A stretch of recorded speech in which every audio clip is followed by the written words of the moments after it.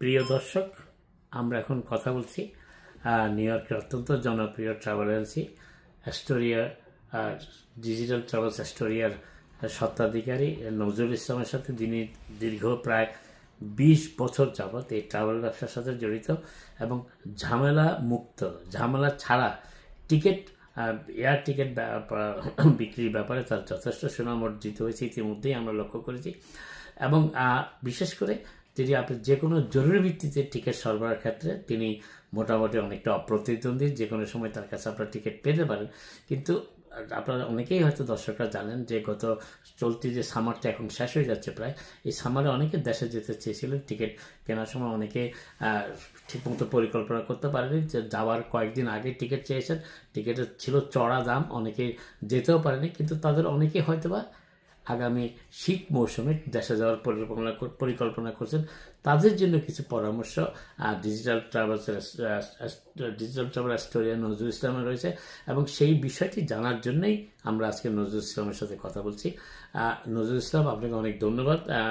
অনেকের কাছে শুনেছি আপনার ট্রাভেল এজেন্সির কথা, কিন্তু যে বিষয়টি আমার জানার আগ্রহ আমাদের দর্শকদের জন্য, সেটি হচ্ছে যে অনেকেই দেশে যাওয়ার জন্য পরিকল্পনা করেন, কিন্তু শেষ মুহূর্তে যখন যাওয়ার চিন্তা করেন, বিশেষ করে পারিবারিকভাবে, টিকিটের খুব চড়া মূল্য দেখা দেয়। অনেকে হয়তো এই ব্যাপারটি আগে রিয়েলাইজ করেন না যে কিছুদিন আগে, বেশ কিছুদিন আগে, অন্তত কয়েক মাস আগে যদি দেশে যাওয়ার পরিকল্পনা করতে পারেন এবং সেই সময় যদি টিকিট বুক দেন এবং টিকিট ক্রয় করতে পারেন, তাহলে টিকিটের দাম তুলনামূলকভাবে অনেক সস্তা হয়।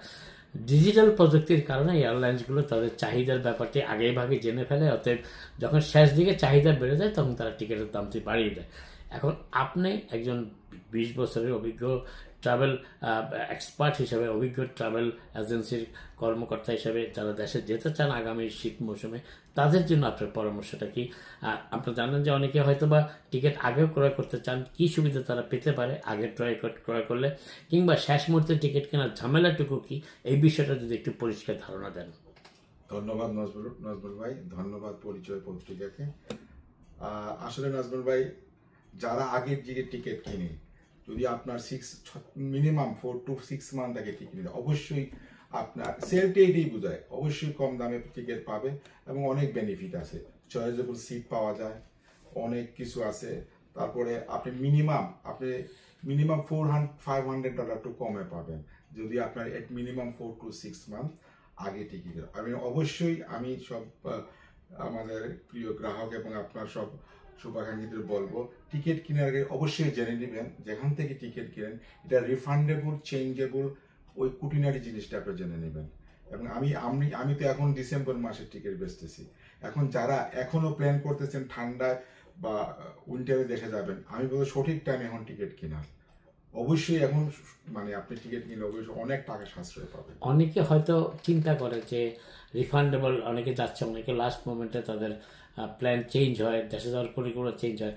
রিফান্ডেবল টিকিট আর নন রিফান্ডেবল টিকিট কিনলে তারা কি বিশেষ সুবিধাটা পেতে পারে? অনেক সময় রিফান্ডেবল এবং চেঞ্জেবল টিকিটের মধ্যে, যেমন টিকিটের স্ট্যাটাসের মধ্যে থাকে, অনেক ট্রাভেল এজেন্সি কাস্টমারকে বলে না, আর কাস্টমারও জিজ্ঞেস করে না হোয়াট ইজ দ্য স্ট্যাটাস। আমাদের কাস্টমার বাইরে যত কমে পাবেন, কিন্তু কমে পাওয়ার অনেক বিড়ম্বনা আছে, যেটা অনেকে ডিসক্রাইব করে না বা আপনাকে ক্লিয়ার করে না। তো আমি কাস্টমারকে বলবো যে অনেক টিকিট আছে নন রিফান্ডেবল, অনেক টিকিট আছে আপনার চেঞ্জেবল, ওইগুলা কুটিনাটি জিনিস যেতে। একটা নন রিফান্ডেবল টিকিট এবং রিফান্ডেবল টিকিটের মধ্যে সাধারণত ডিফারেন্স কতটুকু? $75 to $100। তো $75 to $100 বেশি ব্যয় করলে আপনার শেষ মুহূর্তে আপনার ট্রাভেল প্ল্যান চেঞ্জ করতে পারেন। হ্যাঁ, কিন্তু যদি রিফান্ডেবল টিকিট অবশ্যই আপনি পেনাল্টি দিয়ে কিন্তু আপনার পয়সাটা আপনি পকেটে নিতে পারবেন। সামান্য পেনাল্টি দিয়েও পয়সাটা পাবেন যদি আপনি শেষ মুহূর্তে অগত্যা যেতে নাই পারেন।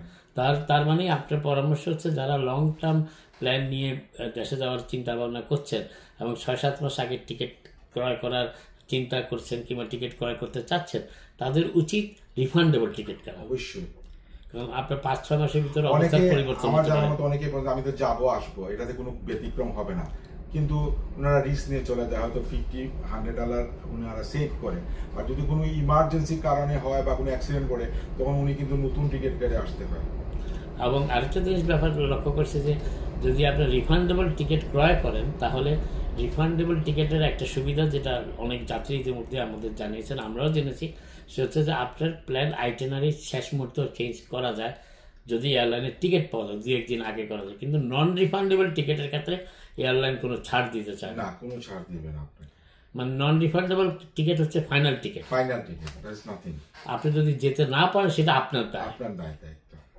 আচ্ছা, আরেকটা বিষয় যেটা আমি বলার চেষ্টা করি সেটা হচ্ছে যে যদি ধরেন কয়েকটা ফ্যামিলি একসাথে যেতে চায়, ধরেন উনার 5 জন, আরেকজনের ফ্যামিলিতে 4 জন মেম্বার, কিংবা আরেকজনের ফ্যামিলিতে 2 জন মেম্বার, কিংবা 6-7 জন মেম্বার আছে, এইভাবে যদি আমাদের কমিউনিটিতে এই জিনিসটি আসেনি এতদিন পর্যন্ত, সবাই যদি গ্রুপ ট্রাভেল করতে চায়, সেক্ষেত্রে কি ধরেন 3টা ফ্যামিলি মিলে যদি 15টা টিকিট ক্রয় করে, তাহলে তারা কি কোনো এডিশনাল বেনিফিট পেতে পারে কিনা? অবশ্যই বেনিফিট আছে। যেমন আপনি এমিরাটসে যেতে পারেন, এমিরাটসে 25 জনের একটা গ্রুপ ডিসকাউন্ট থাকে মর্নিং ফ্লাইটে। এটা যদি করা যায় তো অবশ্যই আপনি মিনিমাম 30% ডিসকাউন্ট পাবেন।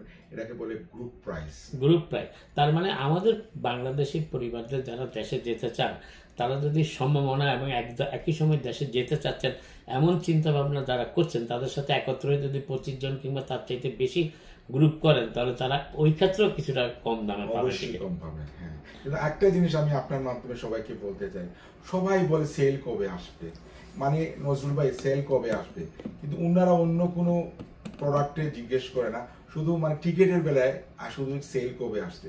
এই সেল জিনিসটা আমাদের মানে গ্রাহকদের মানে ব্রেইনে ঢুকে। সেল বলতে আসলে বিলিভ মি, এটা আমরা হয়তো বা আমাদের ট্রাভেল এজেন্সি বাইরা বিজ্ঞাপনের খাতিরে সেল বলে, আজও কোনো সেল থাকে না।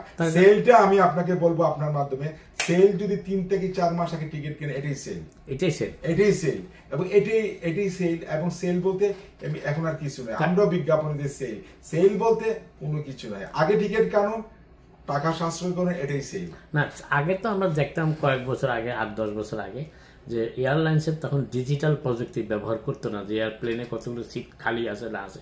এখন যেহেতু তারা প্রতি সেকেন্ডে জানতে পারে ডিমান্ড এবং চাহিদার ব্যাপারটি, সেই জন্য তাদের তো সেল দেওয়ার প্রয়োজন হচ্ছে না, কারণ তাদের ডিমান্ড বেশি মার্কেটে। আপনি দেখেন আগে বাংলাদেশ মার্কেটে 19টা-21টা ফ্লাইট ছিল, এখন থেকে সব ফ্লাইট কমে গেছে, কিন্তু মানুষ বাড়ছে, কিন্তু ফ্লাইট তো আর বাড়ে নাই। আগে যে এমিরাতে 5টা ফ্লাইট ছিল, আপনি আগে ছিল ইতিহাদ ছিল, তারপরে আপনার চায়না এয়ারলাইন ছিল আগে, এখন তো Emirates, Kuwait, Qatar, that's it. সব টিকিট রিডিউস, সব ফ্লাইট কিন্তু রিডিউস হয়েছে, কিন্তু ফ্লাইট তো বাড়ে নাই, কিন্তু আমরা মানুষ বাড়ছি। ওই ক্ষেত্রে আমরা সেল কেমনে আশা করি? ওকে, আমি বলি সেল বলতে ফার্স্ট কাম, এটাই সেল। সবচেয়ে বড় কথা হচ্ছে যেটা শেষ, আমরা যে পরামর্শটা আমরা দর্শকদের এবং যারা দেশে যেতে চাচ্ছেন শীত মৌসুমে তাদের দিতে চাচ্ছি, সেটি হচ্ছে যে আপনারা যদি আগামী আসন্ন উইন্টারে দেশে যেতে চান, এখনো 5-6 মাস বাকি আছে, পরিকল্পনা চূড়ান্ত করলে এখন যদি বিমানের টিকিট, এয়ারলাইন্সের টিকিট কিনতে চান, ক্রয় করতে চান, কিংবা বুক দিয়ে একটা জানতে চান আর যে কী পরিমাণ সাশ্রয় পেতে পারেন সেটি জানতে পারেন। কারণ আমি যতটুকু জেনেছি, সামার টাইমে অনেকে 3 মাস আগে যে টিকিটের দাম 900 থেকে 1100 ছিল, সেটি যাওয়ার 3 দিন আগে কিনতে গিয়ে অনেকে $1800 থেকে $2200 পর্যন্ত ব্যয় করতে হয়েছে। তার কারণ এয়ারলাইন্সগুলো তাদের চাপ এবং চাহিদা দুটোই সম্পর্কেই জানে। অবশ্যই আমি আপনার মাধ্যমে আমি হাম্বলি রিকোয়েস্ট করব আমার সব কাস্টমার এবং শুভাকাঙ্ক্ষীদের, আপনারা প্লিজ যারা এখনো অক্টোবর, নভেম্বর, ডিসেম্বরে দেশে যাচ্ছেন, আপনারা এখনই টিকিট করুন। এবং সেল বলতে কিছু নাই, এখন টিকিট করুন, এটাই সেল। ধন্যবাদ আপনাকে, ভালো থাকবেন।